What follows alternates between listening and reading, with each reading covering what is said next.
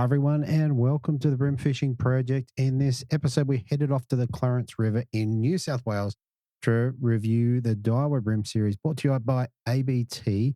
This one was run on the 29th and 30th of March in 2025 and was another cracking round with some interesting weather conditions. The river was in flood, but the guys still caught a bunch of fish. Anyway, I'm going to roll the intros and we're going to get straight into it. Here we go. Welcome to the Bream Fishing Project. This is where you need to be every Tuesday to find out all the latest tips and tricks to help you target bream on lures. You'll get to hear from some of Australia's elite bream competition anglers and see how they were able to achieve their results in competitions around the country. Now, here's your host, the 2019 Hobie Kayak Fishing World Champion, Andrew Deeth.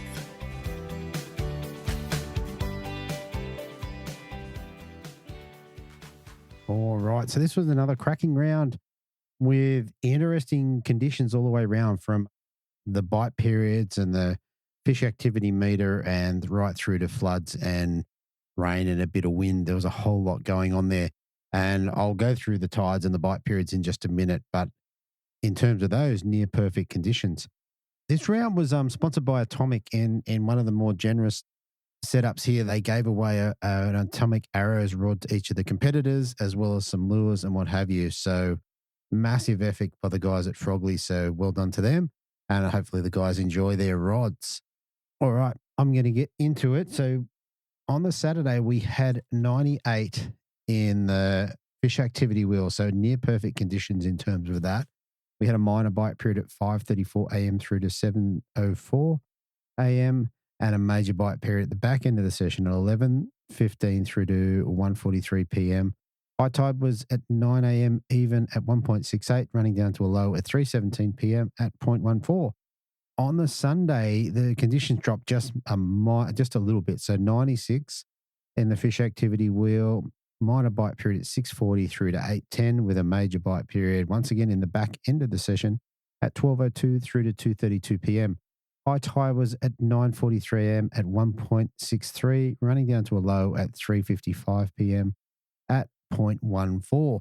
Now, leading into this comp, they had a fair dump of rain up there, so the river was in flood conditions. They had some bit of wind and a bit of rain, so slightly uncomfortable. But by all accounts, most of the guys got a lot of fish. What I found interesting about this in talking to the anglers is similar patterns in lure choice and technique, all the anglers. So have a listen, see what you think. We're going to lead into this first up with young Ethan Glover out of Port Macquarie, still at school, second in the non-boater division. So here we go. Okay, so first up in second place in the non-boater division, we have an angler dropping 3 fish for 1.99 kilos on the Saturday, backing it up on the Sunday with 3 fish for 1.165, giving him a total of 3.155 kilos. And second place, I've got Ethan Glover. Welcome to the show, mate. Thank you for having me. No problems at all. Like I was just saying before, mate, nice little event there for you. Coming second in one of the ABT rounds. You must be pretty happy with that. Oh, very happy with it. Oh, very good. Mate, I've got to put some context to this. You're one of the youngest guys we've had on the show. Just tell us, so you're still at school? Yes, I am. Okay. And how many events have you entered in like this? I've entered in 4 so far. 4. Okay. So, and this is I think this is, from what I know, this is your highest ranking? Yeah, this is my highest ranking on day 2, yeah. Yeah. And what about your other events? Where else did you enter? Where have you been? I've done the same thing I did this weekend, where I sat in second, and then sadly in that comp I dropped all the way down to 6, but that was my other top 10 placement I've had so far. That's pretty good. And what system were you on? That was Ballina. Ballina. Okay, so similar. Very good. All right, let's get into it a little bit. Now, one thing I didn't ask before we hit record is, have you been up to the Clarence to have a bit of a look around before, or was it your first time on the water on the Saturday? That was my first time there. Okay, very good. All right. So on the Saturday, who did you get paired up with, and how'd your day go? I got paired up with Scotty Wilson, and yeah, it went really good. That's where I got my biggest bag of the comp and had a really good day with him. Yeah, okay. And let's go through the first fish in your bag. How did that come and what were you sort of throwing at it? Our first fish came on one of the arms there coming out from the river on a rock wall, just throwing really heavy, the green AU crabs, just throwing them real close into the structure, letting it sink and just slowly working it around those snags. Okay. And you hooked up and how'd it go? Was it a decent fish or? Yeah, about 32, I think that one was. Yeah, he went hard, good fight on him, and yeah, really good fish. Yeah. And in terms of being your first fish in the comp, were you cheering or what? Oh, it takes a lot of nerves away.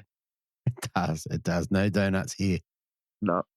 All right. Then from there on, so you got one in the well, you need two more. How'd you end up getting the next couple? 2 casts later, ended up getting them on the exact same way, same crab and everything, same spot on the wall. Yep. Really? Okay. So there must have been a couple here. Yeah, we found a lot of school of them, but third fish didn't come till later on in the day, fishing up the very front of the mouth. Right. And same sort of gear, like you were still chasing with the crab? Yep, still throwing the crab. Okay. And did you find it was sort of the same setup, with like tied into structure, or what was the situation with the third fish? Yeah, very tight into structure. That I found they were sitting very close and hard on the structure, just waiting for baits and crabs to come past. Yeah. Okay. Where you were fishing, what was the current like? Was it ripping or? Yeah, it was ripping in. Yeah. Okay. Okay. And had the clean water come through, or is it still pushing pretty dirty water? We didn't get clean water the whole comp. Okay. Okay. Fair enough. Yeah, that mouth stayed pretty dirty the whole time. Yeah. Right. Right. So you end up with three in the well. Did you get any upgrades after that?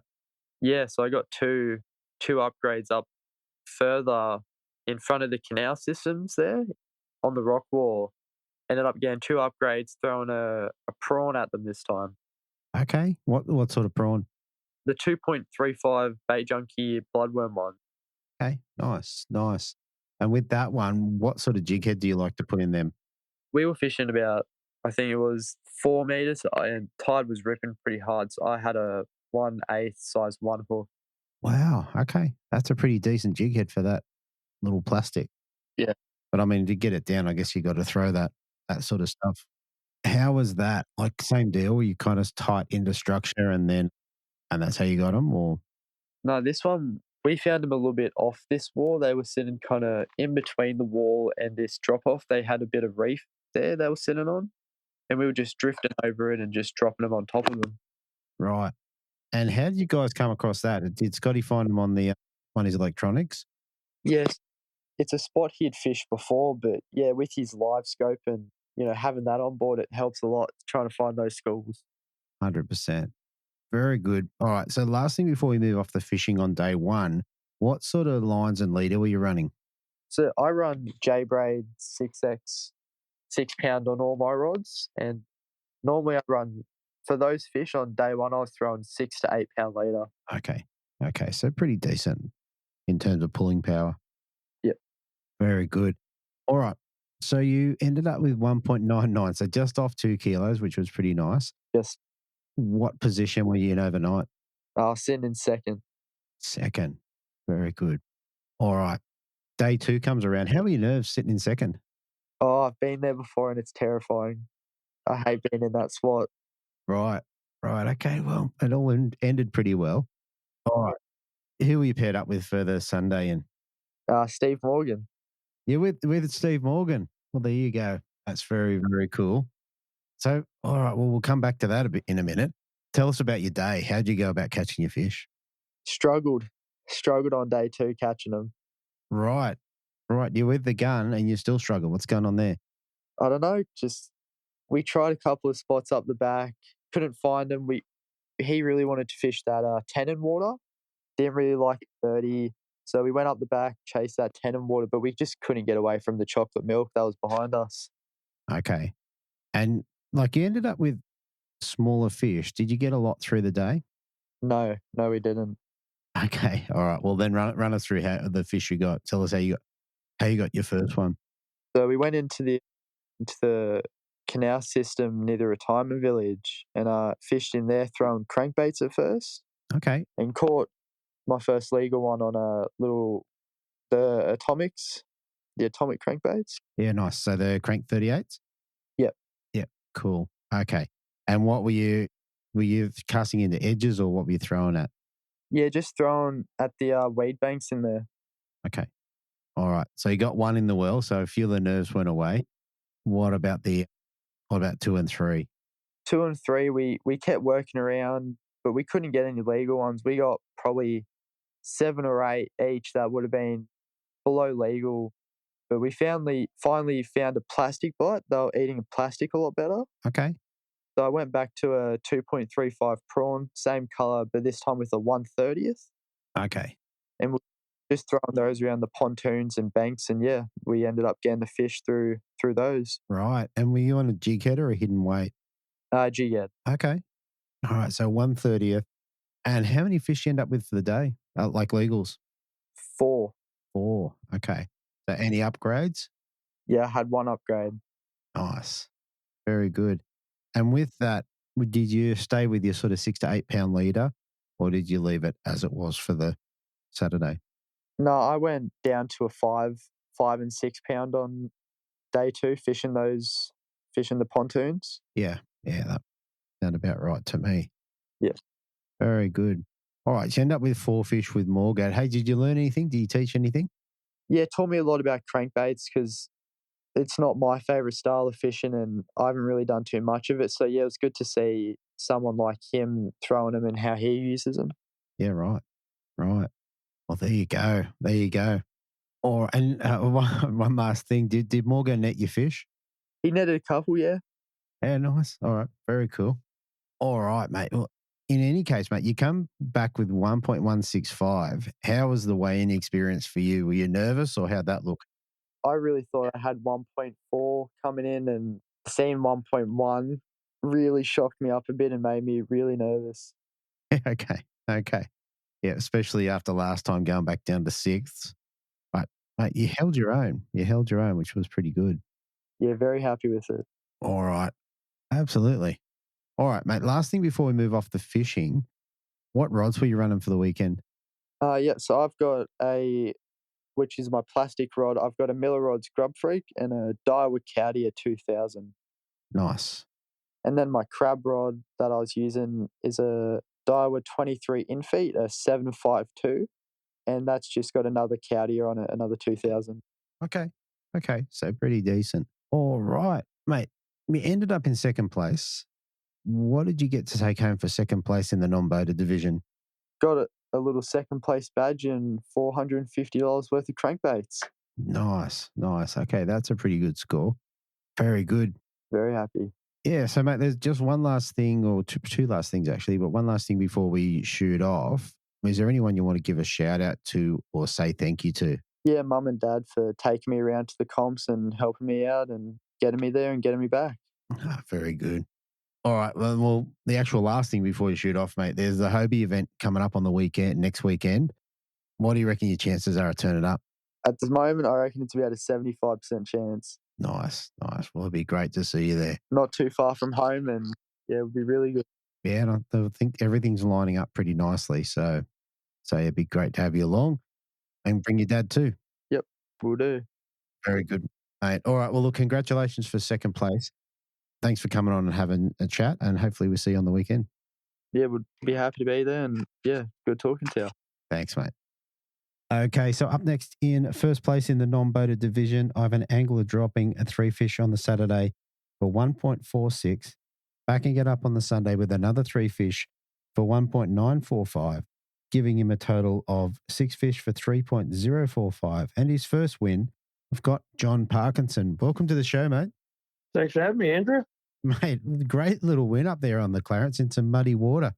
It was very surprising, and I thought, to be brutally honest, with the fish kill that they were speaking about and the amount of rain they had, the floods up there, I didn't think we'd get any fish, but it turned it on a little bit. Yeah. Yeah, no, it looked like it was okay. It looks like guys got a lot of fish, not necessarily big fish, but certainly there was fish to be caught. Yeah, there was. On the Sunday, it became a little bit harder. Yeah, okay.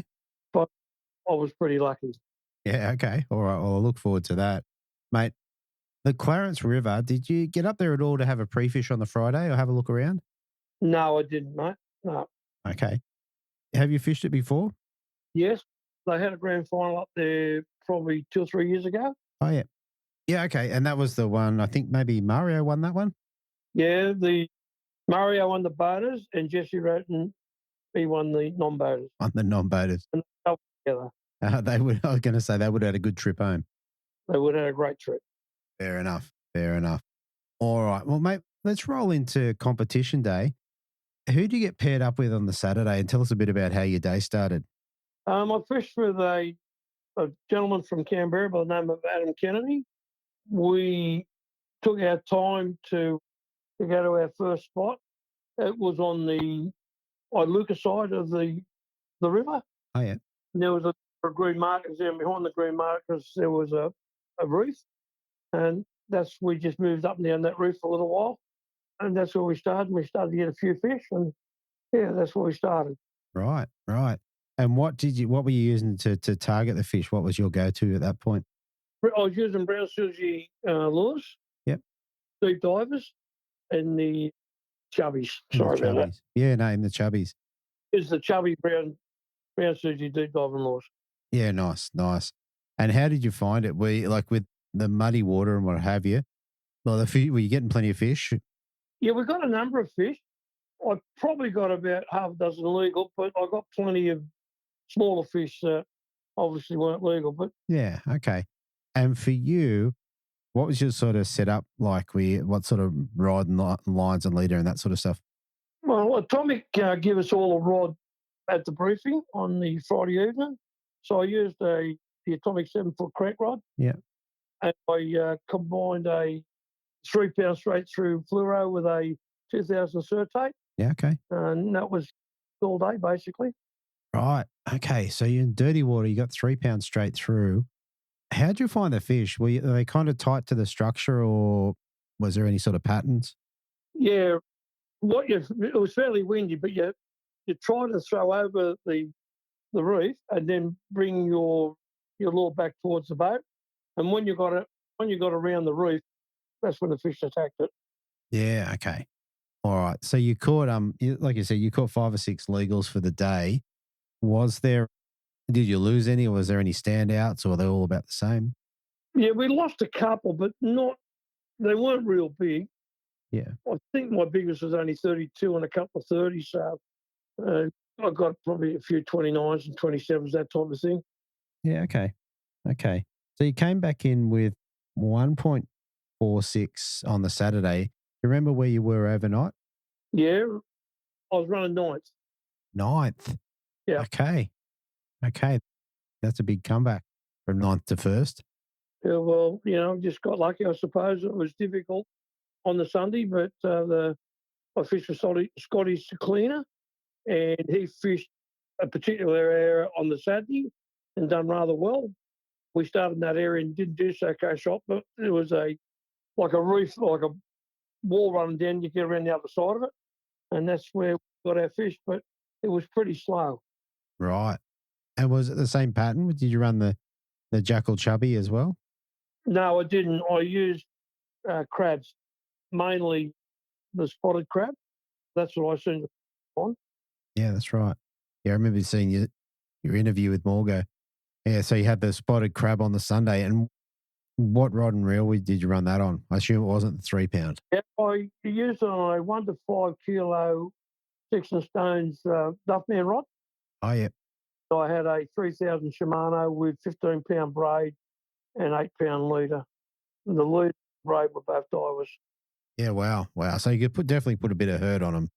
Yeah, well, the reason I went so heavy is my mate, Dr. Gordon, he fished there in the same area with Peter Bruckle, and Peter lost a lot of crabs, so I thought to myself, I'll put something heavy on it and I might be able to get the crabs back. So that's the only reason I went there. Fair enough. Fair enough. How did you fish them? Like, were you kind of throwing them up current and then bringing them back down with the current? Yep. No, what we done, we just basically threw it in as tight as we could. What I'd done, I just wiggled the tip of the rod every so often, just move a little tiny bit. Once you got about 6 foot out from the wall, went it back in and started again. Okay. Interesting. And where you were fishing, what was the water clarity like? The 2 areas that we fished on the Sunday, we'll call it on the outside of the wall and the inside of the wall. On the outside of the wall, it was pretty murky. On the inside of the wall, it was still pretty murky, but it wasn't as muddy. So that's probably the reason why we seem to have got them in that area. Yeah. Yeah. So it's probably potentially a little bit cleaner, a little bit nicer for them. Yes. Yeah. From what I can understand, there was a bit of a circumstance where the fresh was on top and, maybe the salt was on the bottom. Yeah, that's right. So, yeah, very good.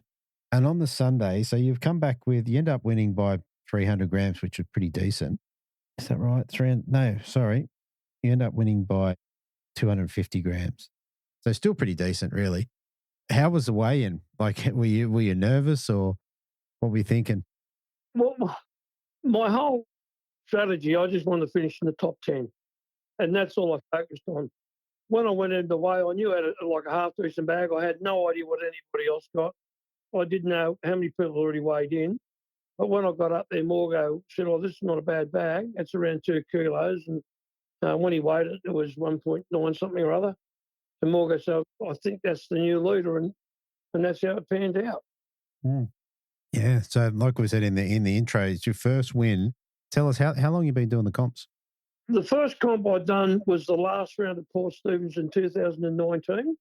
That was my first comp. And we've fished, the bloke I fished with, Gordon Pullen, we've fished every East Coast competition from Gladstone down to Tasmania, whenever they're on. I missed one on all that time Okay. on the East Coast, but we fished them all. Yeah, nice. Oh, there you go. And then you've cracked it. You got the number one spot now. Yeah, very lucky. Very excited. I never thought it happened to me, but I was told by one of our gun anglers. He said to me once, I fished with him at Hawkesbury River. It was Cromo. Cromo said, we got talking. He said, "Your time will come. When it comes, it comes. Don't try and push it. It'll just happen." And Mark was right. Yeah. Yeah, no, it's great. And like I said to you before we hit record, mate, my first win, I reckon I got 3 weeks of being happy out of that. Like it's a buzz, mate. These are great to win. It is a buzz. I've come down pretty quick, but I'm still fairly excited by it. But it was something I didn't expect to happen to me. And I'm very happy that it has. Yeah, it's fantastic. Fantastic. All right, mate. I reckon that's a pretty good rundown of the competition. Tell us for first place, what do you get to take home? I obviously took home the trophy Perfect. and the little tag says that I was first, but quite a large amount of Daiwa hard body, soft plastics, jig heads, that type of thing. So I think Morgo said it was around $700 in value. Wow. It Wow. was, I wanted to buy a lure or a soft plastic or a jig head for some time. Yeah, that's fantastic. That is absolutely fantastic. All right. And mate, last thing before we shoot off, is there anyone you want to give a shout out to or say thank you to? Yeah, obviously Adam Kenny and Scotty Sequina for looking after me the way they did. Morgo and Nicole for the way they put their tournaments on. My best friend, Dr. Pullen, as I said earlier on, we travel everywhere together. Every boater that I've ever had, I thank them for their time. They've all been fantastic. I've never had a day on the water with an ABT boater that I was disappointed in the way I was treated. That is awesome. All right, mate. Well, look, I want to congratulate you once again. Thanks for coming on the show. And then, look, I hope we get to have to speak to you again in the future. Thanks for having me. Thanks, mate. Stay on the line. Okay, so moving over to the boaters in third place, we have an angler dropping 5 fish for 3.465 on the Saturday, backing it up on the Sunday with 5 fish for 2.240, giving him a total of 10 fish for 5.705. I'd like to welcome back to the Bream Fishing Project, Joe Darmody. Welcome back, mate. Yeah, thanks, Stevie. Pleasure to be here again. Yeah, mate. Mate, it's good to get to have a chance to talk to you again, and especially coming out of muddy conditions up on the Clarence. It must have been an interesting round. Yeah, it was a bit daunting heading up.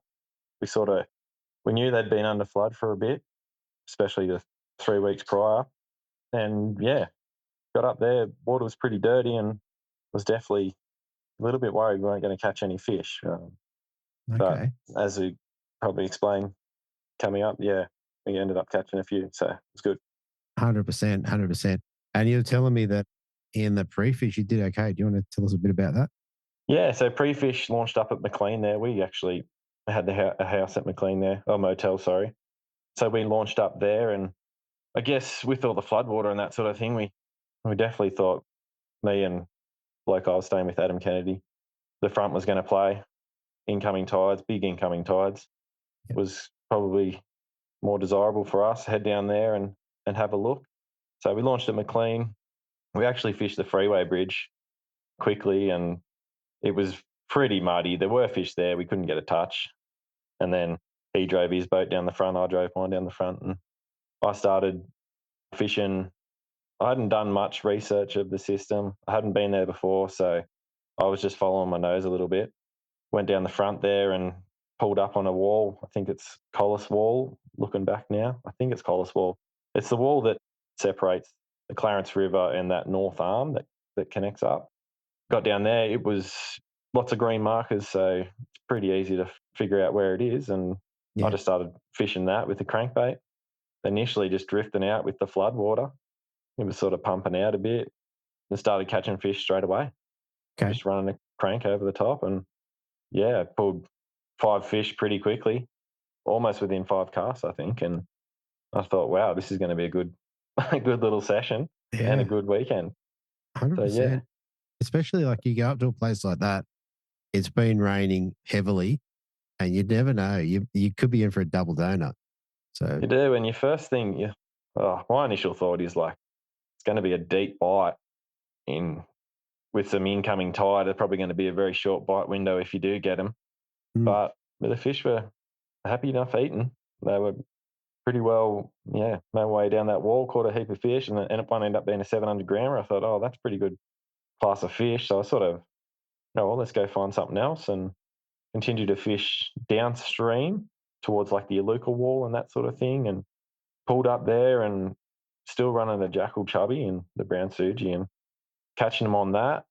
And then when I figured out they were eating at Iluka wall too on the chubby, I sort of put the chubby away, thinking I'll probably save that and save up my lures, yeah, because it yeah. was pretty gnarly, like the structure and stuff on the walls there, and with the tide pumping in, like the tide was pumping in and the flood water pumping out over the top. It was very turbulent water.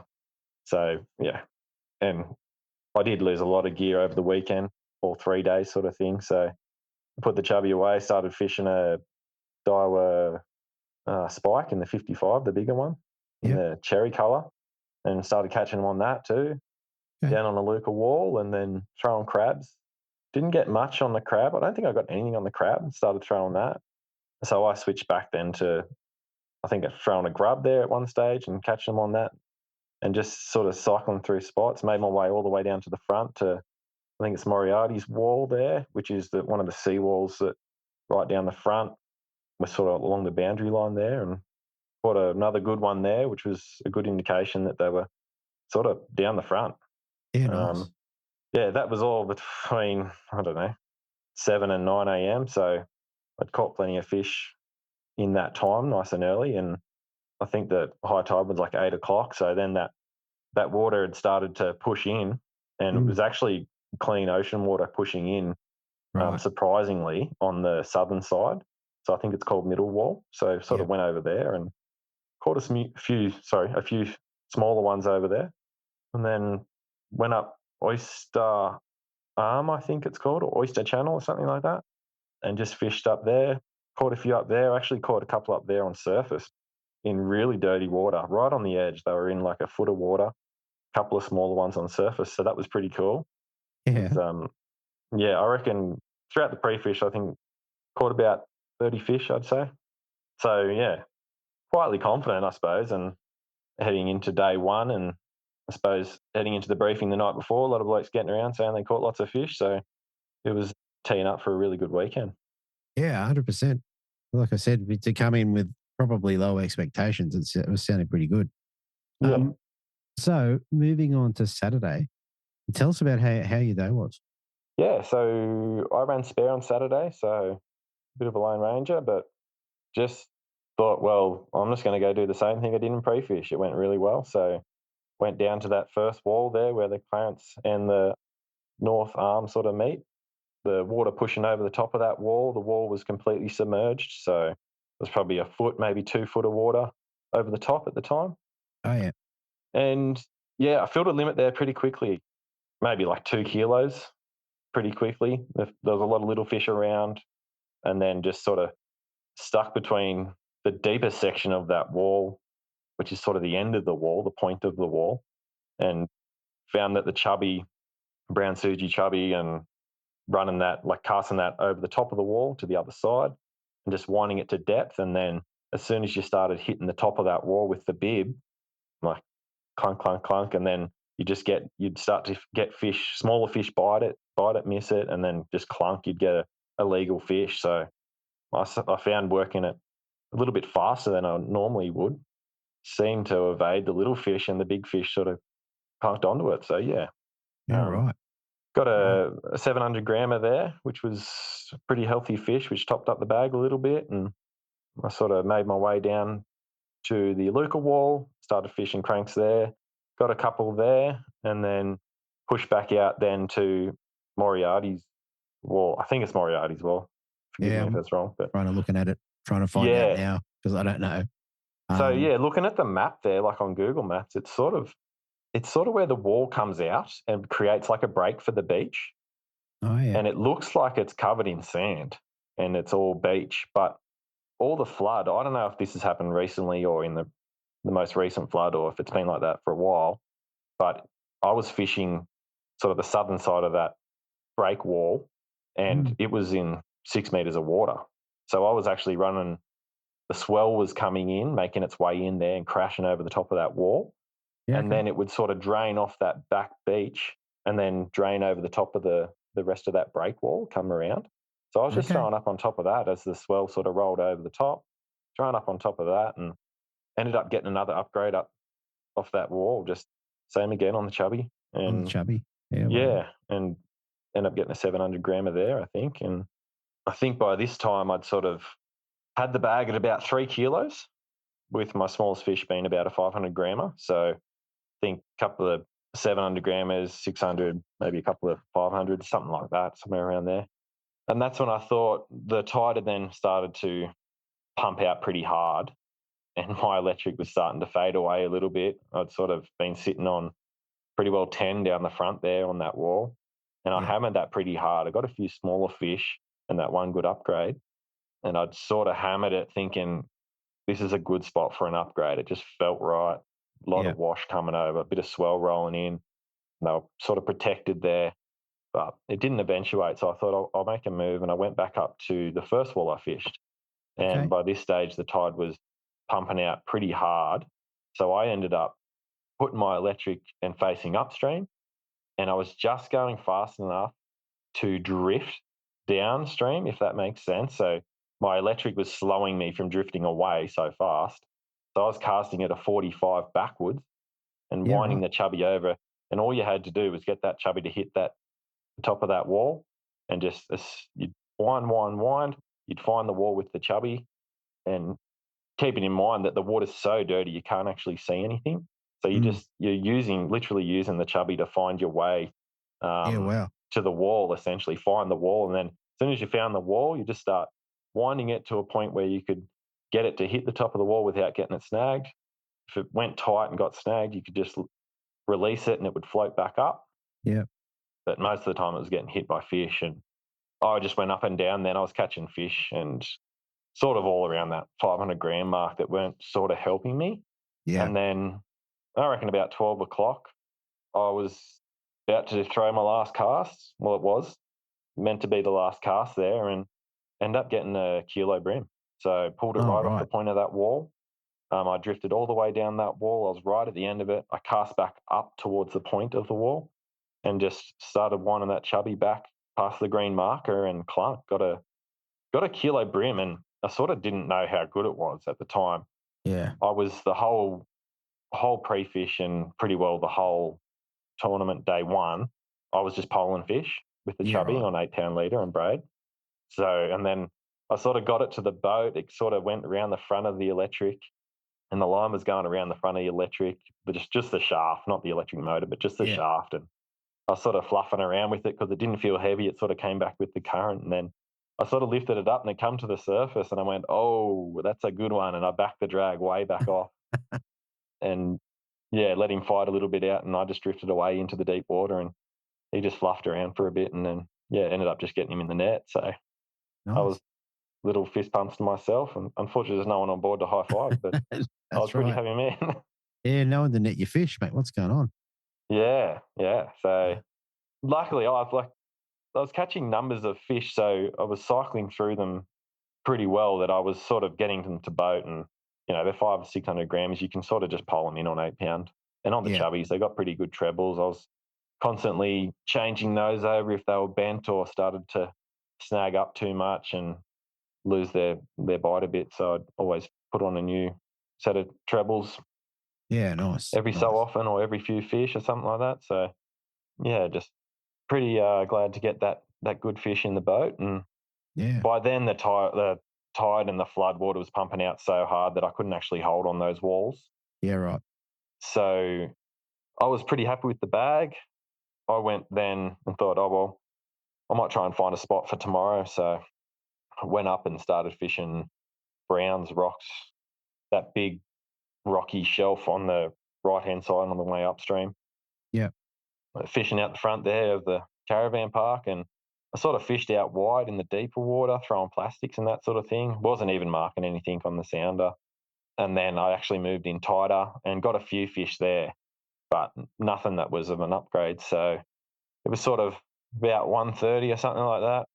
And it was like all day, it was sort of blowing a gale, sideways rain, and then it would stop raining and you'd be boiling hot in your jacket, and then another rain cloud, another rain band would come through, and you'd put your jacket back on and get soaked. And so in the end, I was like, I've got a good bag. About 1 o'clock, I had a 2:15 check-in.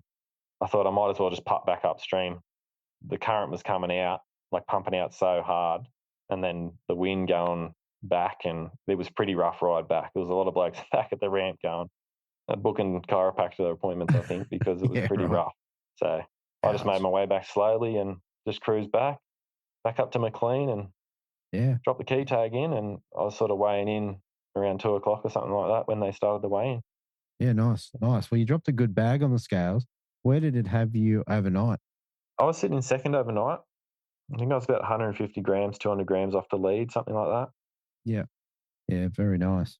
All right. I sort of had a little bit of a buffer there, which is, I was surprised because I did catch a lot of fish, and I thought guys would catch them. I'm sure other guys caught lots of fish. Maybe I was just sitting on better fish. Yeah. But I thought the bags, 3.5 kilos. I was happy with that, but I thought it would be just above average. I did think more people, I was thinking sort of 4 kilos is going to be leading for sure. But surprised myself. So that was nice. Yeah, very cool. Very cool. All right. Day 2, you head off in second. What did you have a non-boater for the day? Yeah. So I teamed up with Danny Tesquera on day 2. Yep. Yeah, nice fella. We got along pretty well, and I sort of said to him, I'm sort of fishing cranks over rock walls. That's how we're catching them. So he had his barumba lures tied on, and I had my chubbies tied on, and we sort of got back down to that wall, Collis wall, I think it is, that first wall that splits the two sort of arms there, and it was just completely different. Like the flood waters were pumping out pretty hard. The tide never made its way in. I don't think the tide was strong enough to counter the flow of flood water, so it was very different. Sort of got there, and the days before, I was running hards over the top of the wall, and you'd getting lots of little fish pecking at it. So you knew there was numbers of fish in the area, and then you'd load up on a good one. Whereas just not a touch, just didn't get a touch. And I was like, all right, it's all good. Don't worry, Danny. We're going to go down. We're going to fish that front Moriarty's wall. We'll fish down there, see if they're down there, and then we'll come back here later in the tide. It'll happen. They'll come on the tube. It's going to happen, blah, blah, blah. Anyway, it didn't happen. It didn't happen for us. We went to all our spots, all the spots I'd caught fish throughout the weekend, pre-fish and day 1, and didn't get a touch. Wow. cycling through plastics, chubbies.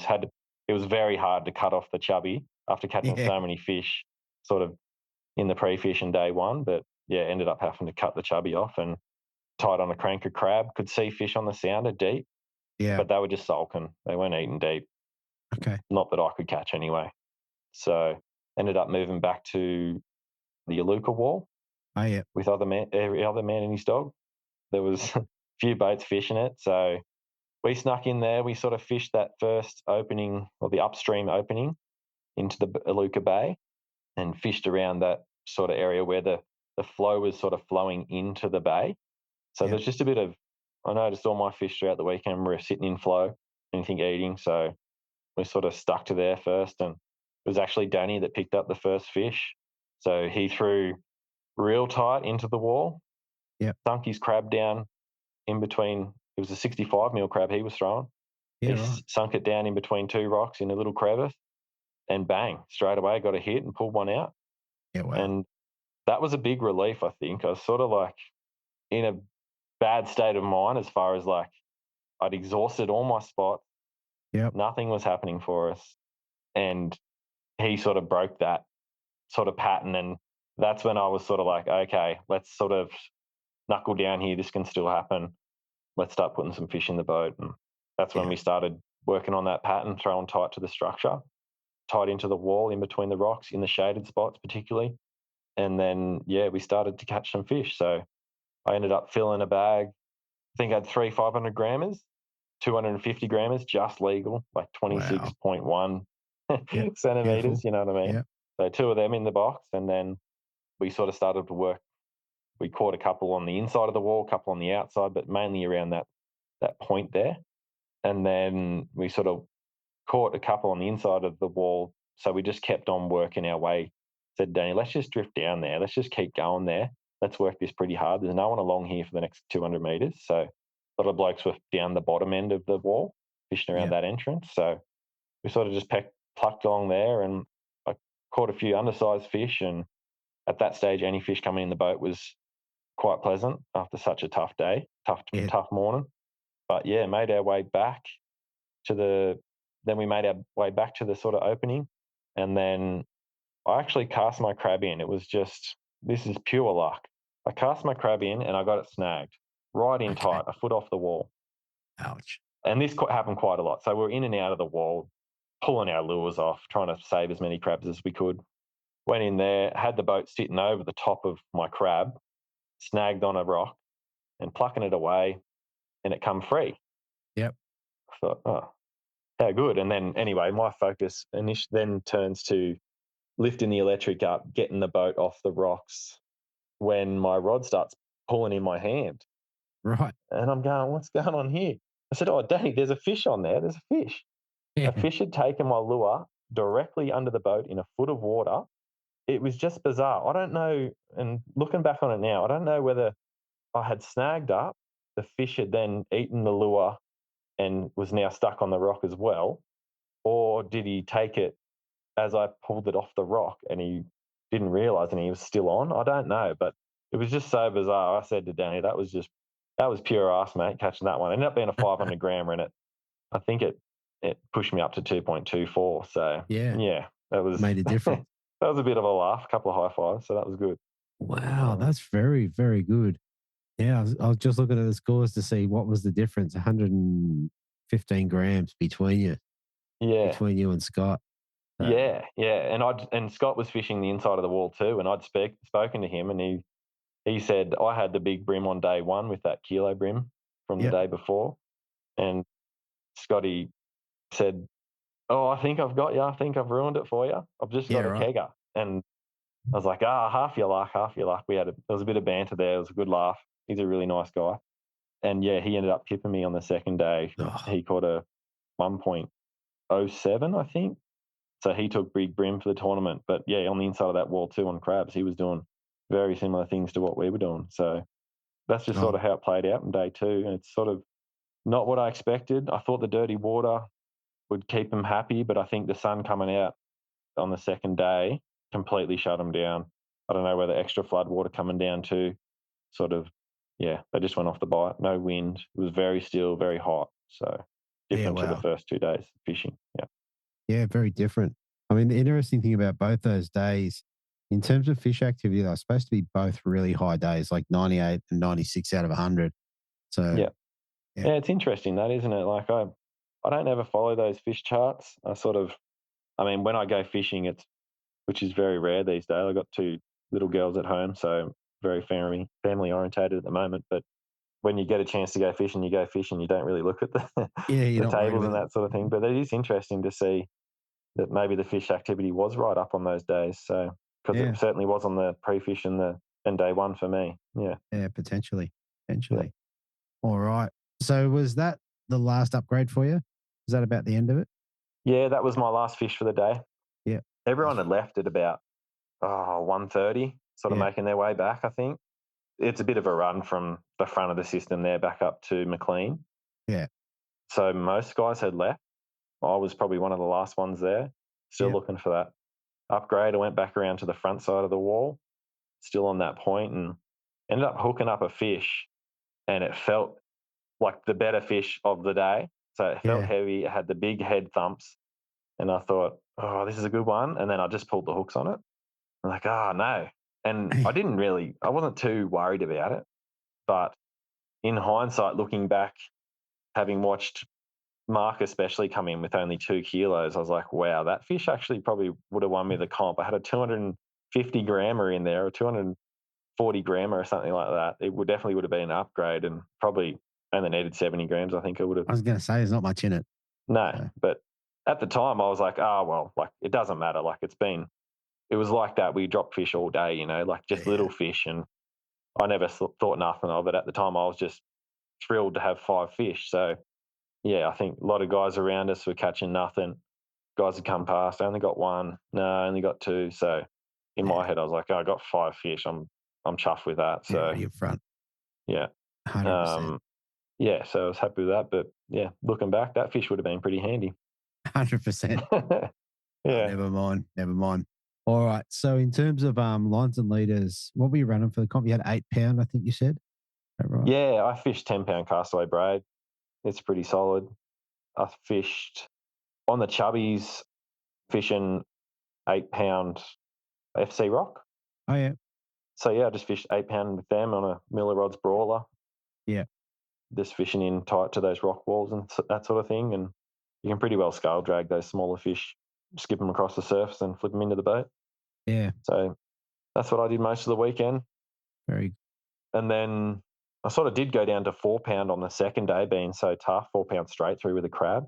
Yeah. But I just throwing in so tight to the structure, I kept losing crabs. So I ended up going back to the brawler with 8 pound, tie a crab onto that, and pretty well caught all my fish on that again on day 2. Yeah. So, At least your chance of getting them out. Yeah, getting that's them back right. off the wall. By this stage, I'd lost God knows how many chubbies, maybe 12, 13. Wow. And maybe half a dozen crabs. So, yeah, gets a bit much when you're going in and snapping off lures left, right, and centre worth $20 each and $25 each. So, yeah. Yeah, definitely. All right. Very cool. So you end up in 3rd place. What'd you get to take home for 3rd place? I got $1,200 cash. Yeah. Right. So, straight the tackle shop? yeah, it's a bit like that. I actually came home and gave it to my wife and said, thanks for babysitting the kids for the weekend. Here's your payment. But yeah, that's good. Very, very good. All right, mate. Look, last thing before we shoot off, is there anyone you want to say thank you to or give a shout out to? Yeah, my wife. She's at home with a 3-year-old and a 1-year-old, and they're pretty full on. Anyone who's got kids knows how tough it is dropping them off at daycare, going to work, coming home, picking them up, feeding them, especially in the afternoons. It's a nightmare. So she did that all on her own, and I was away for 5 days fishing and traveling. So, yeah, special thanks to her, Tara. Appreciate that. And also Adam Kennedy, who I travel with to the comps. We're always sharing information. He's a very open book, good bloke, sharing accommodation, sharing even lures at times and techniques and things we've learnt throughout pre-fish and spots we might like to try and that sort of thing. So he's great. He's a wealth of information, actually. He's a sort of bloke that'll sit down and study a system where I'm the sort of bloke that just rock up and fish it. So he finds all the little nooks and crannies of a system that could work, and he's very helpful. So thanks, Adam. And yeah, Steve and Nicole, especially Nicole. I left my windows down on the ute on the first day, and it was pissing down rain all day. So she went to the ute and fixed all that up for me. So helped me out there. So thank you, Nicole. And yeah, Steve's always a legend and runs the show pretty well. So yeah, thanks. Very good. All right, mate. Look, thanks for coming on again. And yeah, hopefully we'll have a chat soon before the end of the season. All right. Thanks, Deethy. Appreciate it, mate. Catch up. Mate. Okay, so up next in second place, we have an angler dropping 5 fish for 2.10, I think it is. Backing it up on the Sunday with 5 fish for 3.245, giving him a total of 10 fish for 5.755. Got Kris Hickson. Welcome back to the show, mate. Cheers, mate. It's been a while. It has been a while. Sorry I messed your weights up a little bit there. I wrote them out, but I can't read them. I think it was like 2.5 and 3.2. Close enough. 15 grams less than I needed. I know, well, 20 grams. But yes, unless you had a cracker. So, well, there you go, mate. Tell us, mate, you've been off around the world chasing bass, I think. Tell us what you've been up to. Yeah, it's actually I think that was the last tournament I fished. It was a largemouth bass tournament in Lake Bolsena in Italy with the Australian World Black Bass Fishing Team. That's insane, mate. And how'd you go? Did you have a good time over there? Oh, man, it was amazing. So that was my third Bass Worlds.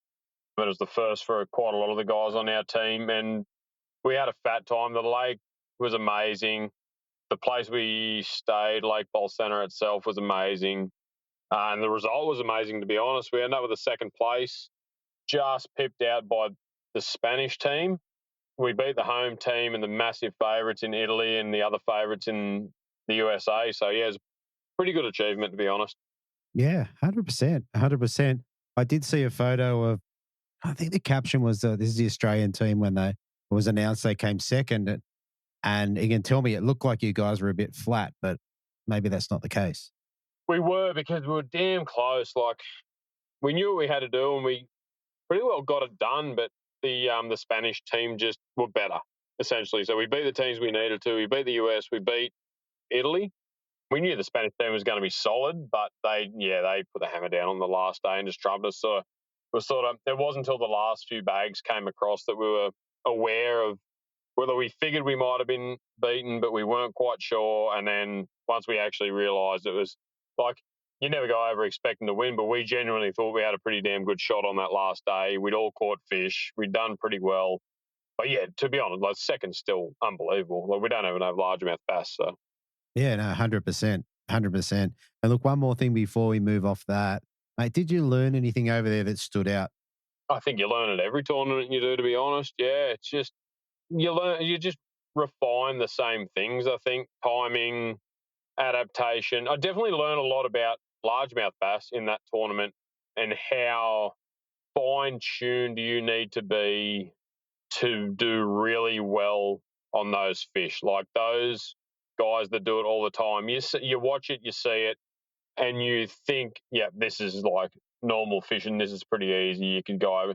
It's so far beyond what we do over here. Like, in the depth of knowledge, the depth of detail that they go into is way above anything that I think that we do here. Like, just the slightest changes in wind. Like, we could have 5 knots of wind change and those fish won't eat the same bait you would just catch them on.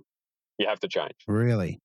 Wow. And if you figure that out, like, just for reference, we were on the practice day, we had a glass out. On one of the practice days, we had a glass out.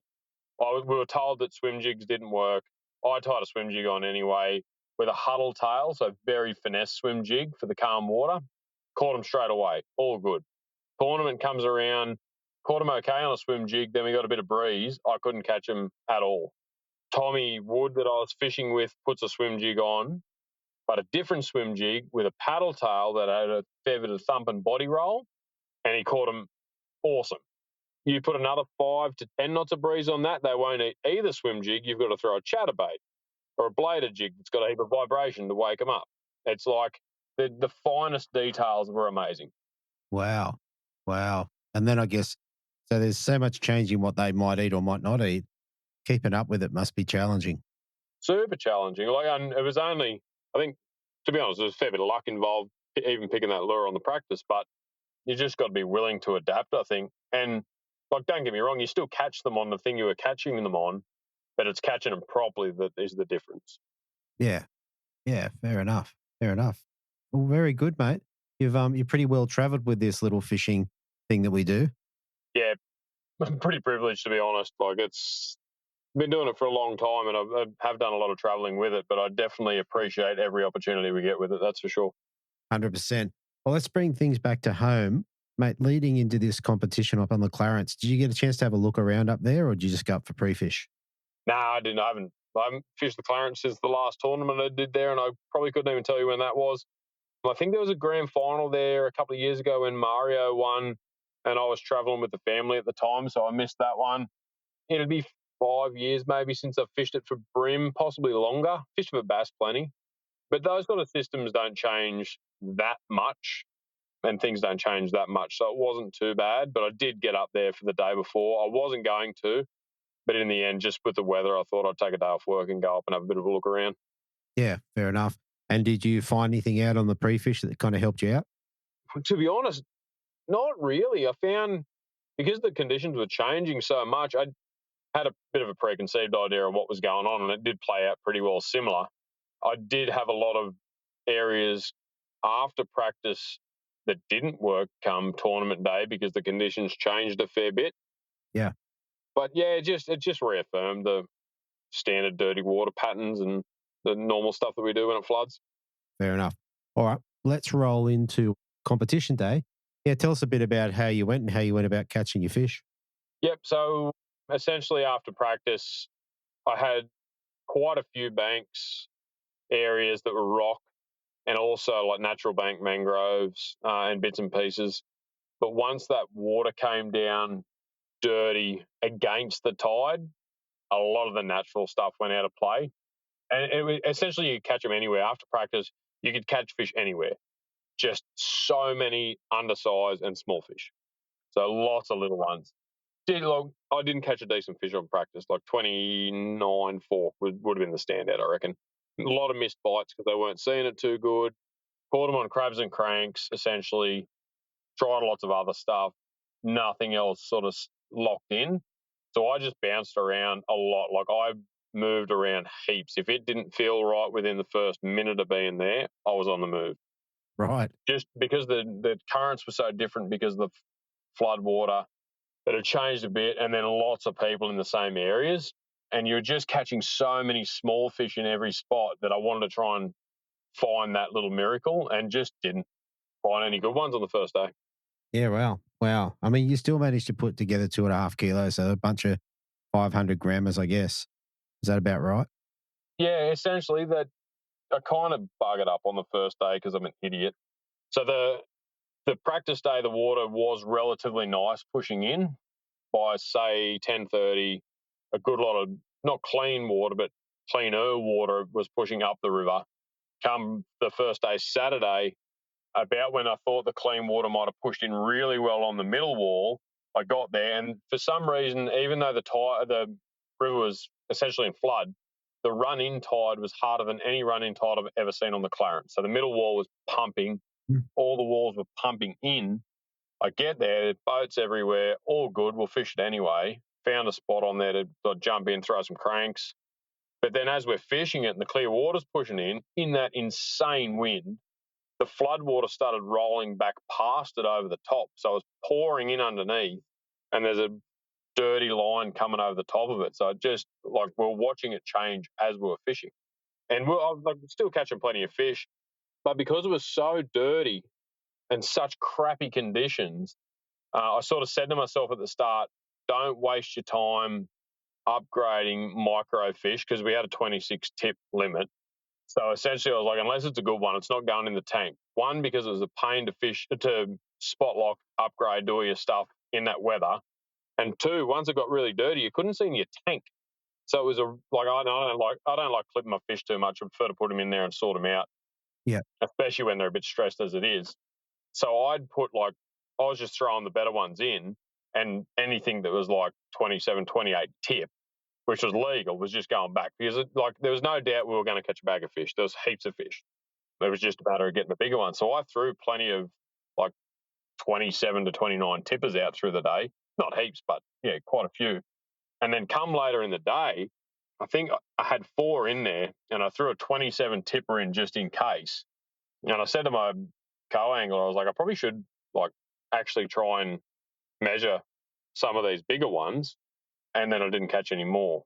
So I'd thrown out a lot of the winning fish. Yeah, wow. Okay. Well, there you go. There you go. And you said you got them on crabs and cranks, mate. Were you just cranking edges, or what would that look like? Just cranking rock, essentially. So I fished a fair bit in Oyster Creek. There's a few rocky banks there. Near the tavern, a nice rocky bank. Middle wall, Collis wall. Had a little poke around on a Luca wall. Essentially just rock.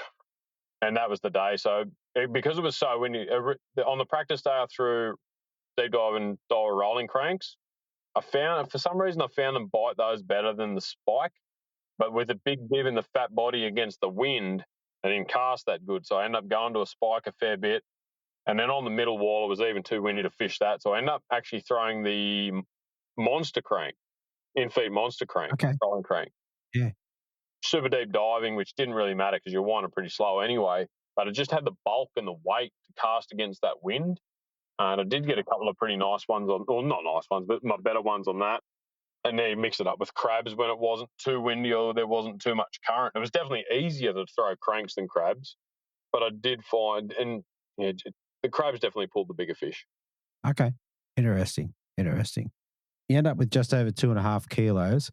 Tell us about Sunday, mate. What was your game plan and how'd you go about getting them? Sunday was a bit of an unknown. So we knew the river had come up overnight and there was a fair bit of water coming down. We were staying up around sort of opposite Old Murray at Tagan Heath's place, and the Lawrence Ferry was closed. So we knew that the river was coming up.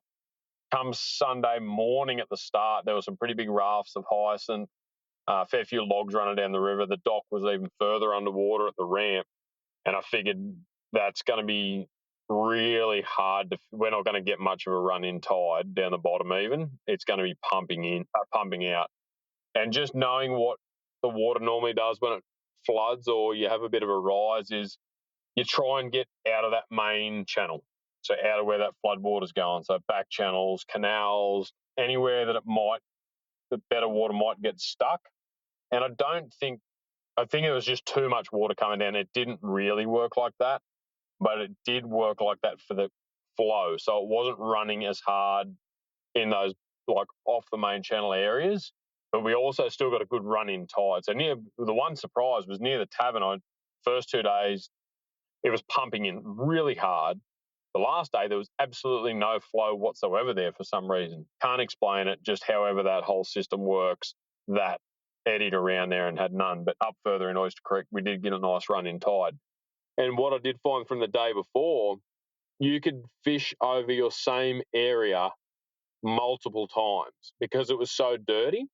I think the fish were moving around a lot and you weren't spooking them off. So I rotated maybe 6 or 7 spots on Sunday that I knew I was getting better bites, and I just kept fishing them. Just kept rotating over it. So fish the same spot like multiple times. Rest it with another spot, and then go back again. Yeah. I mean, a lot of water flow. And was it the same as the Saturday? Like, did you find the crabs got the bigger bites, or what'd you end up throwing? I essentially I threw nothing but cranky crabs on Sunday. Okay. So what we're doing essentially was there was a few, even though I had a lot of spots, there was always a key area in that spot that seemed to be holding the feeding fish or holding the fish that you could present the lure to. Because it was running so hard, there wasn't a lot of areas that you could actually present it to the fish properly, especially a crab.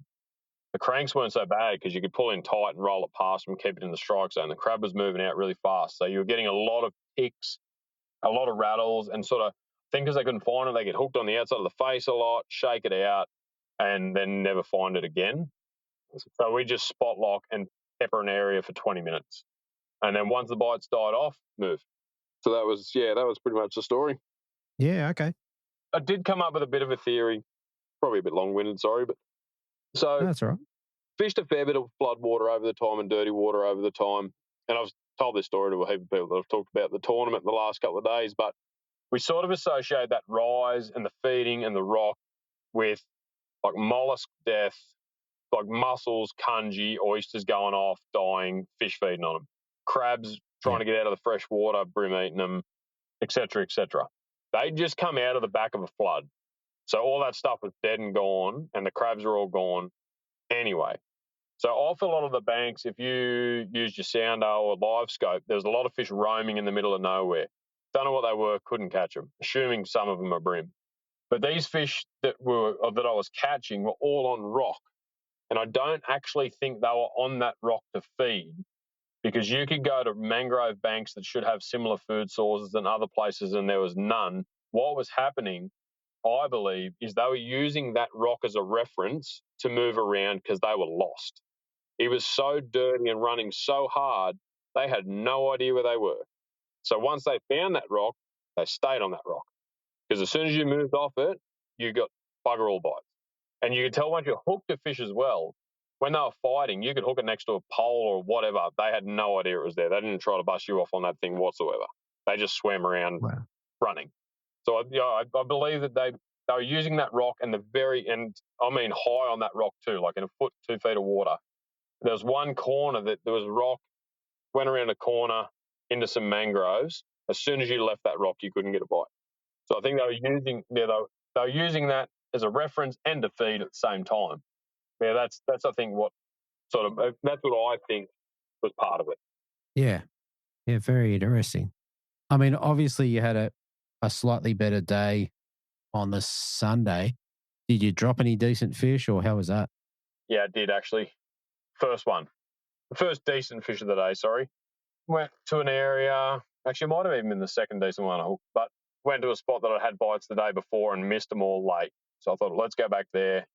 Pretty sure there's more there. Hooked up, nice fish. With these new net rules, the net I've got, and I think most people have got, is a pain in the ass. When you net one with a crab, that thing is getting tangled in there, and it takes you forever to get it out. So if I didn't have to net them, I wasn't netting them. Non-boat was like, you want the net? I was like, nah, don't worry about it. And then I thought, maybe I should. It's a decent fish. Nah, bugger it. It's going to take forever. I'll just pull it in.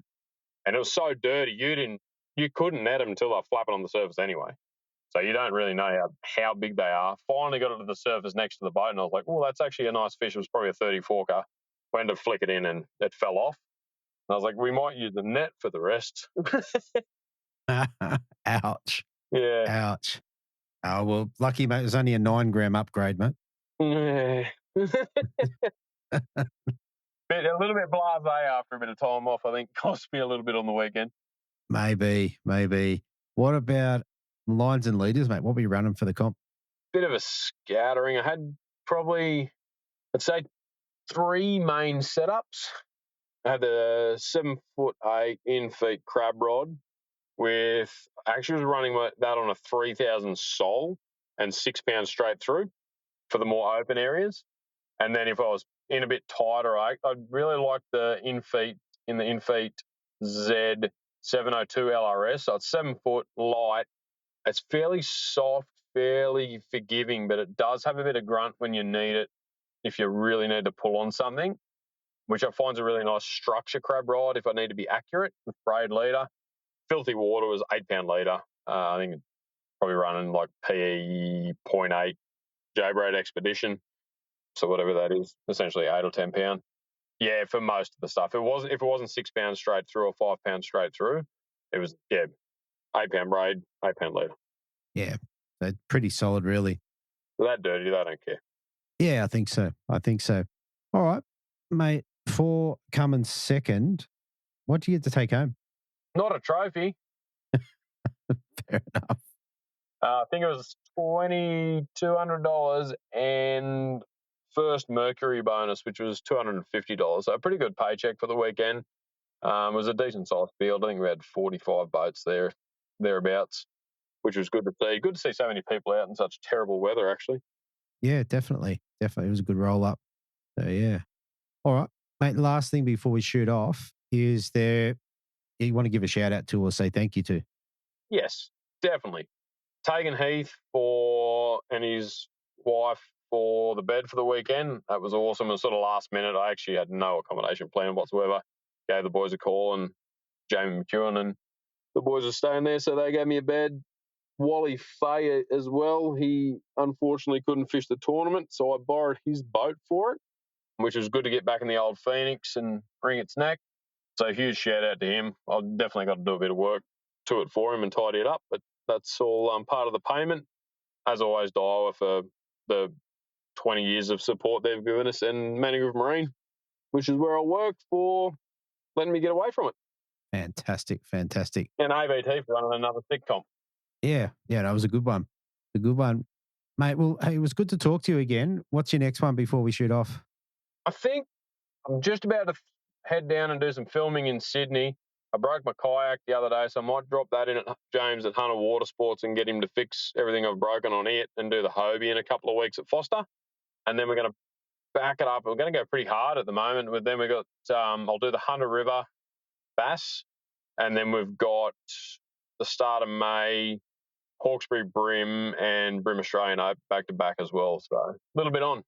Hectic. That's very, very good, mate. All right, mate. Well, like I said, it's good to have you back on the show again. And, mate, I've got a feeling we're probably going to talk to you again soon. So let's hope so. Mate, have a good afternoon. Cheers. Thanks, mate. Okay, so there you have it, everyone. Another cracking episode. Some great names there. Like I said, the young fella, Ethan, with his first podium. John Parkinson with his first win. Joe Darmody, Kris Hickson. What a cracking lineup. All right, quick shout out to the people who donated to the fly program. There's a bunch of you guys come through late, which was awesome to see, and definitely made me feel a whole lot better about things. But having said that, going to a great cause. And if you did miss the boat on that, you can just jump onto the flyprogram.org. So that is the flyprogram.org.au, and yeah, donate there. That would be awesome to see. And like we said, we'll get some guys out of trouble, hopefully. Okay, so if anyone's out there, they're heading up to Foster on the weekend to fish the Hobies, definitely come in and say hello, and good luck to all the competitors. When I just looked, so there's only a week or so out, there's only 40 guys registered. So maybe a smaller round, which will be okay, which is funny because definitely one of my favorite arenas. So if you haven't registered and you're on the fence, definitely jump on it. It's a great round. Foster produces some of the biggest fish in some of the more challenging conditions. Last year's show on it from the Hobie series was a cracker, and there's some really, really cool information there that might help you catch a bunch more fish. All right, I'm going to leave it there for this one. Thank you so much for tuning in, and I'll talk to you next week on the Bream Fishing Project. Thanks for listening. Hopefully you were informed, inspired and entertained. If you were able to learn something or just enjoyed listening, please consider subscribing and rate us on your favourite podcasting platform.